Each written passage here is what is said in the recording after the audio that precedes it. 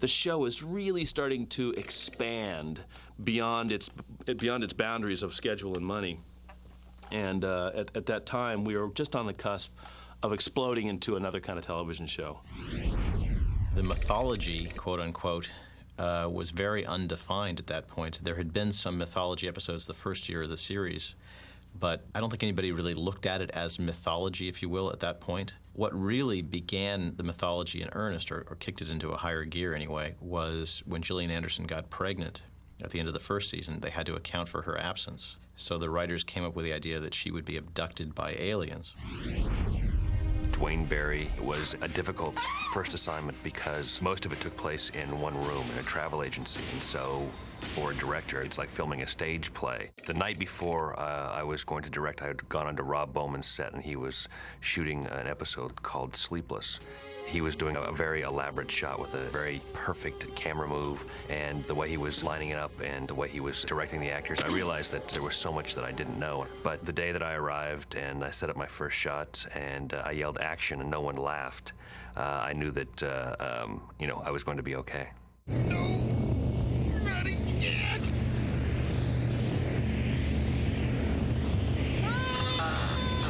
Steve Railsback was the perfect person for the part, and I had him in mind, not knowing whether or not I could get him at all. He was completely into the character. Duane Barry was not whacked out. Duane Barry, I really believe this, and this is the approach I took. He was telling the truth. You're just like all the others, aren't you? Duane. You say you believe me? Duane, I do believe but you. You don't. You lie just like everybody else. I believe you, Duane. I mean, he had it up to here because he knew what had happened, and nobody believed him. You think you know what Duane Barry's going through? You don't know Jack! Actually, this happened. I was in an elevator, and it was kind of a crowded elevator, and this woman walks on the elevator. And all of a sudden, she just stops, and she just looks, she just stares at me. And then she turns to everybody and goes, Duane Barry. Duane Barry. She's telling everybody, and I'm going, yeah, thank you. And I'm trying to press my number. I'm hoping I'll get there, and they're getting off. And that's all she said. She just kept saying, I think it shocked her so much, she just kept saying, but Duane Barry. But not to me, to everybody else. Second season is when I started to recur as this character, and I think it came about pretty much with Gillian's pregnancy and the fact that she was going to be gone for a bit. As of right now, I'm reopening the X-Files. That's what they fear the most. You know, they asked me if I wanted to keep coming back, and I said, well, yeah. A lot of my father seeped into the character because he had similar. He carried himself very similarly to the way Skinner does, and I think it's just having been around my dad so much when I was a kid and watching him in his working environment that it just and I didn't do it intentionally. It's just something that occurred, and I wasn't aware of until it was pointed out to me by my family. And this is after my dad passed away before I started doing the X-Files, sadly, because he would love being around for this. I enlisted in the Marine Corps the day of my 18th birthday. One night on patrol, we were caught. And everyone fell. And everyone.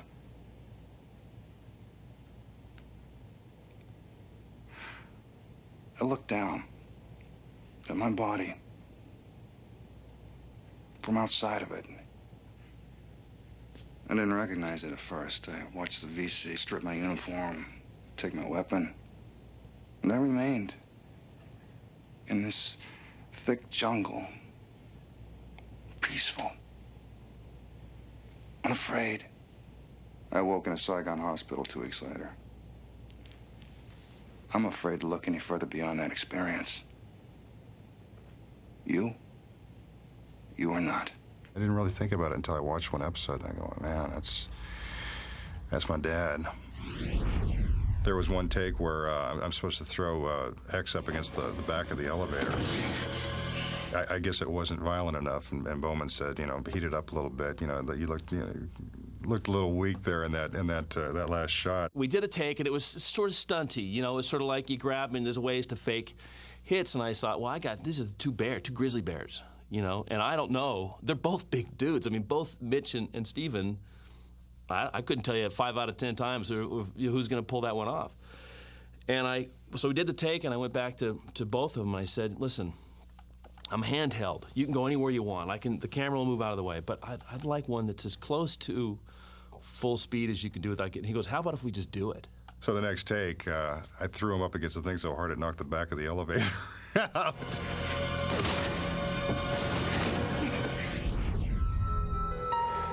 I got this part called the cigarette smoking man. I hadn't smoked for 20 years. I used to smoke. And actually, when I went on the set, they offered me real cigarettes or these herbal cigarettes. And I said, I'm an actor. Give me the real cigarettes. I can do that. So, you know, I did the first episode, and I smoked these real cigarettes, and everything went fine. And they called me for another episode, and same thing. I used the real cigarettes. And then I found myself sitting at home thinking, gee, sure wish X-Files had called me for another episode. And then I realized I can't do that. The key episode for me, I guess, was One Breath. I mean, that's where I really finally had, for the first time, really had a really big scene, which was when Mulder confronts me in my apartment. Sit down! How'd you find Shut up! Tonight I ask the questions. You're gonna answer me, you son of a bitch! Don't try and threaten me, Mulder. I've watched presidents die. That, in a way, was, the launching pad, I think, for the character, and everybody kind of went, oh, yeah, this is interesting now. I mean, we've established the devil. We can't kill the devil. If people were to know of the things that I know, it would all fall apart. And it became a real arc for the show. Normally, I'd been cast as kindly fathers and friendly uncles and warm-hearted people. Krycek. Alex Krycek. Nick Lee was a Canadian actor that I'd used in my first episode of Genderbender, and I thought was a really strong choice for sort of a fresh out of Quantico FBI agent, you know, chip on his shoulder kind of a guy. At the time, Krycek was going to turn out to be bad. He'll be woven into the story for an arc, and if he works out, you know, great, and if not, he can always die. Is there anything I can do? Yeah. What's your name again? Krycek. Krycek. Have you got your notepad? Grande, 2% cappuccino with vanilla. Agent Rich?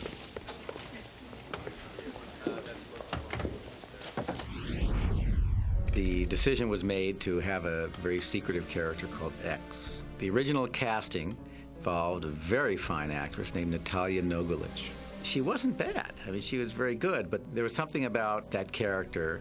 I think Jim and Glenn and Chris decided that this wasn't the right chemistry. So we went back to the drawing boards after they'd shot the scene and came up with Steve Williams. The truth is still out there, but it's never been more dangerous. We had to figure out how to shoot his close-ups to match with the ones they'd already shot with David. And he went on to be this memorable character. And poor Natalia, who's a wonderful actress, is now a footnote in X-Files history. Chris believes strongly in mining the power of the imagination, and that's what we do, kind of not only in the scripts, but visually and with a visual gag, you know. We actually shot in a wide doorway and then shrunk him down so that the doorway looked the right size and the alien looked real skinny. All the little aliens are always done by little girls from a dance school, believe it or not, who wear these big foam rubber heads. They try to use boys, but the boys tend to like punch each other in the foam rubber heads and like break them and stuff, whereas little girls are just happy to sit around with big alien heads on them. The key to making a guy in a rubber suit not look cheesy is more about what you don't show than what you do show, and it has to do with judicious angles and judicious lighting and sort of teasing the audience.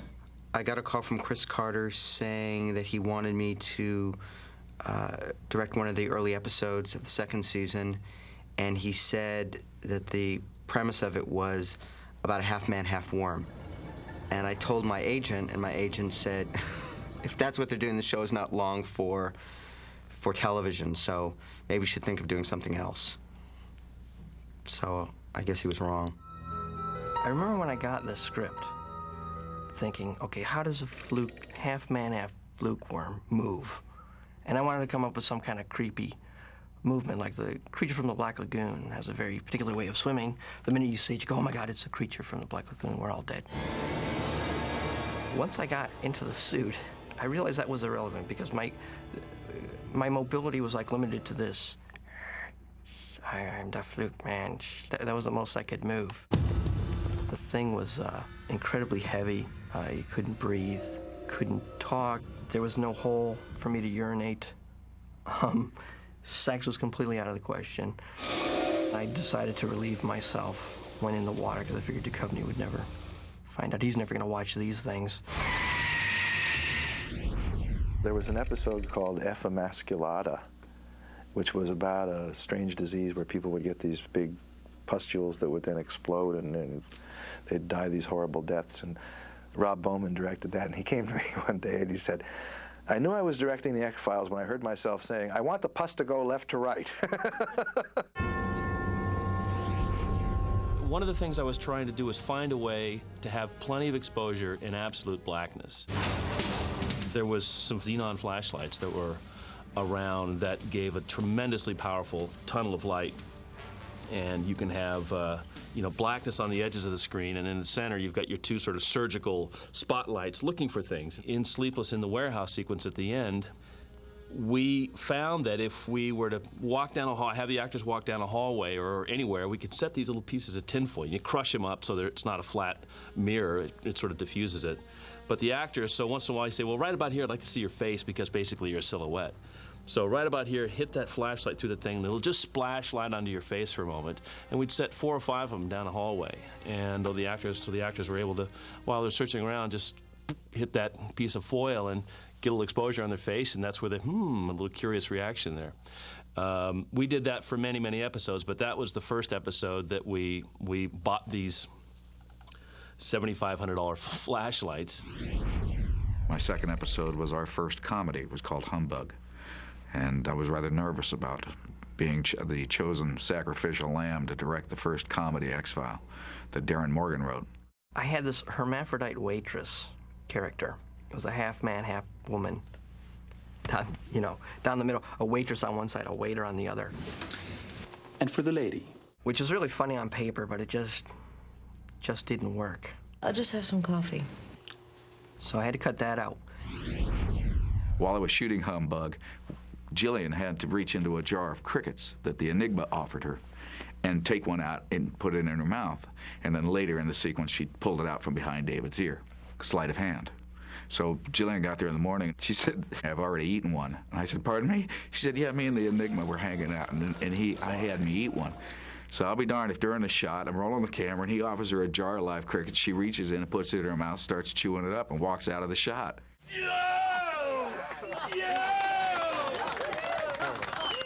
Well, what people think is that she actually swallowed it. She didn't. She spit it out. But she did kill it because she chewed it up pretty good.